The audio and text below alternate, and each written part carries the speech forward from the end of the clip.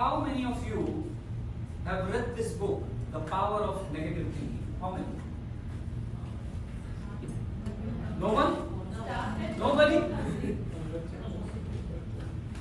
You all are right, because there is no such book. And guess what? I am going to write one. Fellow Toastmasters, distinguished guests, a very warm good evening to all of you. Good evening. I remember it was the year 2020, the year of Corona pandemic, and each and every one of us was actually stressed, fearful, and anxious. What is going to happen next? One day suddenly, my friend Jayesh called me, and he said his father was extremely serious. He was admitted in a hospital in Mumbai, and he was in a very critical condition, in ICU. All the flights were cancelled, they were stopped, and there was no way he could fly to Mumbai and meet his father. He was really upset. The next day morning, he called me and he said his father is no more. He's dead. I was really shocked. I said, Jay, the last time when I met your father, he looked extremely healthy and strong. What happened suddenly? And Jayesh told me that after his retirement, his father developed a new habit. With a remote in his hand, he used to sit and watch TV all the time. Because of the lockdown, because of the curfew, he used to watch all the TV news channels. And what were all TV news channels showing that time? Hundreds and thousands of people died in India. Lakhs of people died in America, Europe, and throughout the world. All negative news, bombarding each and everywhere. Jayesh was extremely upset and angry, and he said, all these news channels, they have killed my father. They are responsible.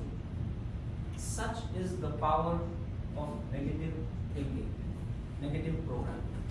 It's extremely powerful. What you see and what you hear has a deep impact on your mind and your body. After some few days, I met Jayesh, and I was shocked to see him. He had lost pretty good weight. He was in a deep shock and depression, and he was advised depression medication pills.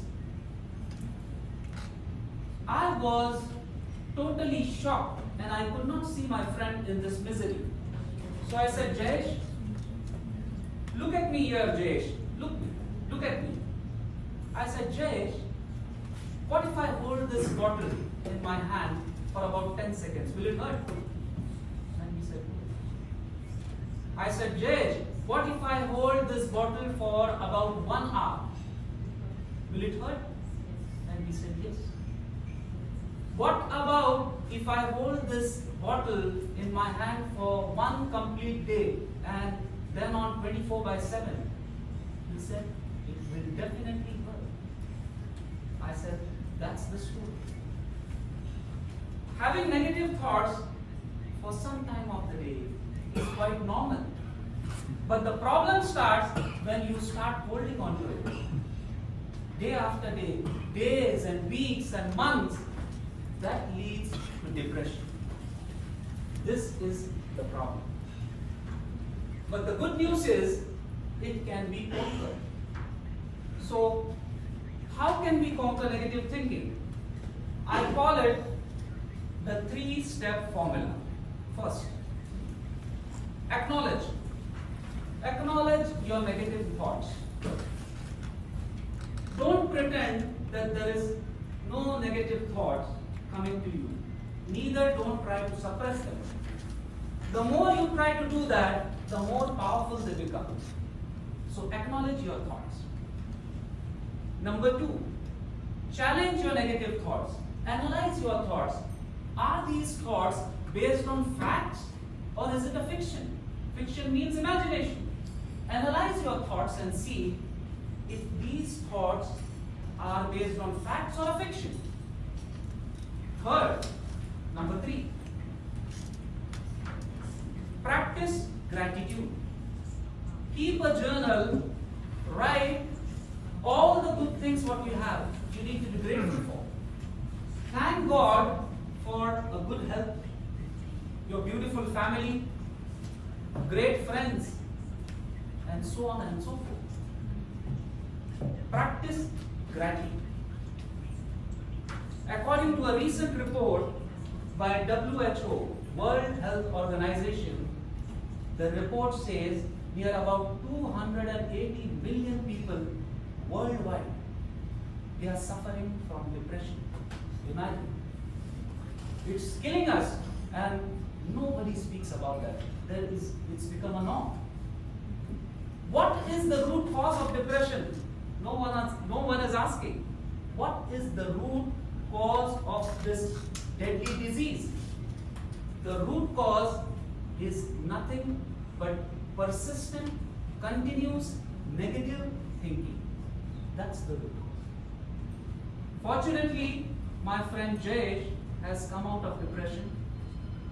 He is no more taking depression pills and medication, and he is leading a healthy and happy life now. I would like to conclude with a beautiful and powerful reminder which my father always gave me. And he said, remember Yusuf, your mind is your garden. Your thoughts are the seeds. You can either grow flowers or grow weeds.